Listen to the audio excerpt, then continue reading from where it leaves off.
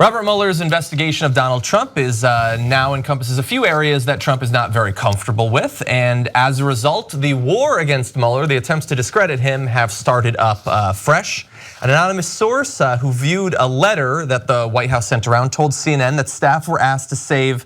This is from Robert Mueller. Any subjects discussed in the course of the June 26th meeting, of course that's the Donald Trump Jr. meeting, and any decisions made regarding the recent disclosures about the June 2016 meeting, which could mean that they want access to more of that information, or it could be a fairly standard technique whereby you believe that they're going to try to hide or destroy that material that you already have access to, and you put it out there that you want it, so they'll destroy it, and thus you have another a bit of obstruction of justice there. But either way, it doesn't look good for Donald Trump. And as a result, it looks like they're going to go after Mueller again. Trump's lawyers are apparently working to corral the probe and question the propriety of the special counsel's work. They're actively compiling a list of Mueller's alleged potential conflicts of interest, which they say could serve as a way to stymie his work, according to several of Trump's legal advisors. One of those is that apparently there was some sort of dispute between Mueller and a Trump golf course over membership fees when Mueller left several years ago. 2011. Exactly, yes. That's probably what's driving Mueller, if I had to guess. Yeah, I heard on POTUS radio on Sirius today that if that's the case, then Robert Mueller is really playing a long game. He's like, you know what? America. Fine. You throw me off your club. You overcharge me. Let's just wait and see. Yeah. Now let's talk a little bit about more about what is frustrating Trump. And remember, this is coming after that New York Times interview where he laid out what the red line is. We're going to play a bit of that in just a sec. But advisors said that the president is irritated by the notion that Mueller's probe could reach into his and his family's finances, which we have heard from Mueller's investigation that they are. They're looking at they can subpoena tax returns. Exactly, yes, and he has told aides he's especially disturbed after learning Mueller would be able to access several years of his tax returns. Why do you think that is? We haven't talked about this in a while. Obviously, we have talked a lot about it historically. No one has ever worked harder to obscure anything than he is working to obscure his taxes.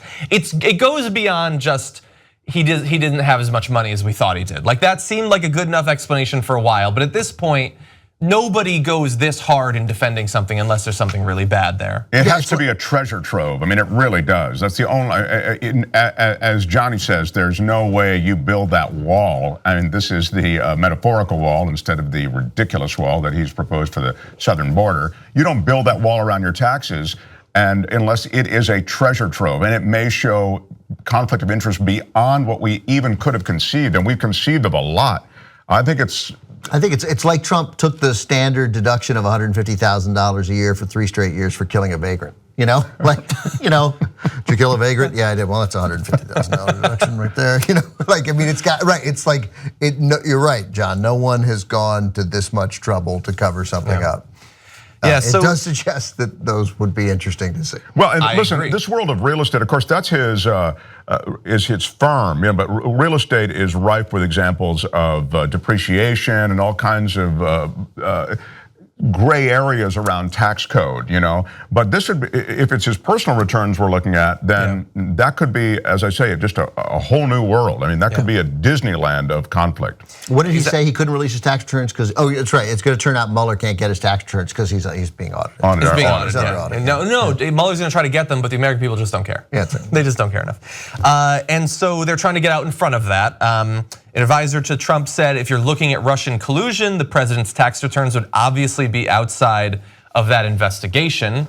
That's just your opinion, man. Well, 2 things. One, the Russia investigation, it was Mueller. Everything pertained to collusion, to Russia's interference in the election, collusion with the Trump campaign, and anything that arises out of that. I have no idea. I don't.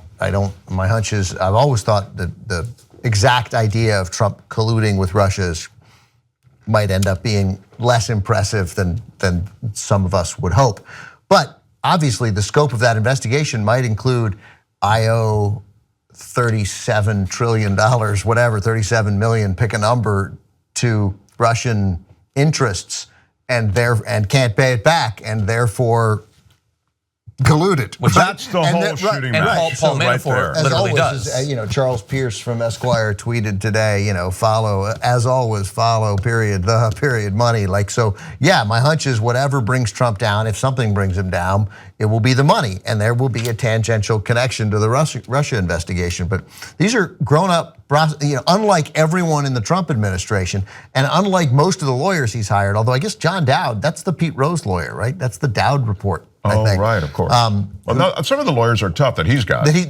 But I mean, guys keep quitting too because they're like, Yeah, he's had a big shakeup in his legal team recently. We love a shakeup. Well, let's talk about what that means. But just the difference. The difference between Mueller and Mueller's team and the Trump team. These aren't just professional prosecutors. These are elite professional prosecutors. Bringing people over whose whole careers have been following money to make criminal prosecutions, and the notion that Anthony Scaramucci is going to coordinate the communications to fight back against that, let alone what his legal team does. These are amateurs and they're going to get overwhelmed. I have moments because I in general want the playing field with prosecutors to be even, and federal prosecutors have this broad reach. I don't feel bad for the Trump people, but they are going to get overwhelmed, but we don't know when. It might be 4 months, it might be 14 months. And John, talk about the fact that he is trying to subvert Mueller in other ways, but I just want to make a point that I think there's nothing about Donald Trump and his administration that would suggest that there's some kind of elegant collusion with the Russians. This guy is clunky and ham-fisted in his connections and associations with the Russians on election issues. But as Ben says, there is a stink of debt, something that was there having nothing directly to do with the election that could be revealed by this investigation. So the collusion, in a sense, is a false flag, but I think everything else from it, from the investigation as it broadens, could really yield something big. So as I alluded to, a lot of people are going to be attacking Robert Mueller, but it's not all going to be coming from the Trump administration, from the White House. You also, of course, have the new state media. You've got Fox News. And so let's hear a couple of the conspiracy theories coming from Sean Hannity. Well, Mueller, he has massive conflicts of interest. For example, President Trump pointed out to the Times a huge conflict of interest the mainstream media has largely ignored. Do you know the day before Mueller was appointed as special counsel, guess what? He was interviewed by President Trump for the FBI Director job. So Mueller knew he had a chance to be appointed special counsel, yet he's still interviewed to be the FBI Director. It's beyond ridiculous. Also, Mueller has several other conflicts of interest. Remember, he's BFF with James Comey, who's a key witness in this investigation. Well, that could be a potential violation of the law. And Mueller, what did he do? Look at the people he's hired. Members on his team, well, that have donated thousands and thousands of dollars to Democrats, Hillary Clinton and Barack Obama. Take a look at this graphic. His investigators have donated tens of thousands of dollars to the likes of these people. Okay, and by the way, what's even worse is that one of the lawyers on Mueller's team, guess what? It used to be Hillary Clinton's lawyer at the Clinton Foundation. This is crazy. The Trump apologist, Sean Hannity, with a ridiculous point. Beyond ridiculous. He interviewed the day before for the FBI job to replace Comey. Shouldn't that be evidence in his favor? They apparently thought he was so responsible. Exactly. To use that then against him is insane. It's not even. It's just saying it loudly and into a teleprompter. Right. Right. Therefore, makes it true. I like the second one better about giving money to Democrats. These are again career prosecutors. By the way, I'm sure there is a list of some prosecutors who've given money to Republicans. It's possible. Right. Possible. Could have happened. But anything that ultimately it included a list. Yeah, no. I love any list that includes. And Brandon Von Crack gave $286. Yeah, I mean, like, right. Was that really the name, Brandon Von? Unfortunately, the guy's name is Brandon Von Crack. We need a name to round out the list. God knows by what the he way, spent it on. not unfortunately, that's the coolest name ever. Yeah, that's pretty cool. Yeah. Okay. You can just call me Von. Also, one more thing. Yeah. You notice also contributions were given by friends or someone involved somehow with Mueller. Tonight on Hannity, just to promo you guys, it's Scaramucci, Priebus, and Spicer is what I heard.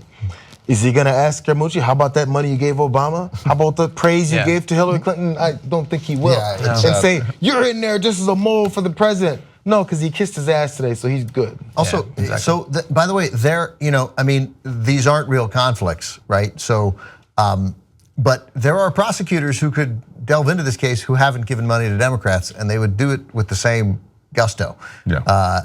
But what they're trying to do, of course, is just get at conflict of interest, because a conflict of interest is one of the reasons that you can fire the special counsel under the special counsel regulations. That's exactly right. That's the conflict of interest is a phrase that they are going to use and continue to use to set up Trump's dismissal of Mueller. So there are two things going on. One is a conflict of interest, as Ben says, to set up a legitimate reason to dump Mueller, and the other is undermining Mueller just generally within the public, so that whatever conclusions Mueller reaches, or even interim conclusions are reached, or even hinted at, are counterfeited by this information and propaganda about who Mueller is and what this investigation is really about. It's about all these things that are really political, and there are all these conflicts of interest, and so this is a witch hunt. So it plays to both those things, I think. But I think, yes, I agree. But I think most importantly, the reason that phrase has come up, because Trump knows that there may come a time where he has to fire him or get Rod Rosenstein to fire him. Yeah.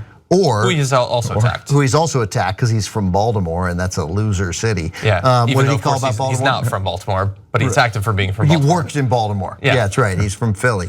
It's also Pennsylvania. So, but critically, the Jeff Sessions stuff is also related to that too, because the only reason Rosenstein is relevant is because Sessions has recused himself. But if Sessions resigns and he brings in a new attorney general that is more suited to Trump, and he'll obviously tell him to fire. So a different attorney general could come in and fire Mueller, to say nothing of the president's ability to fire Rosenstein. All of these things, firing Mueller, we're acting like he can.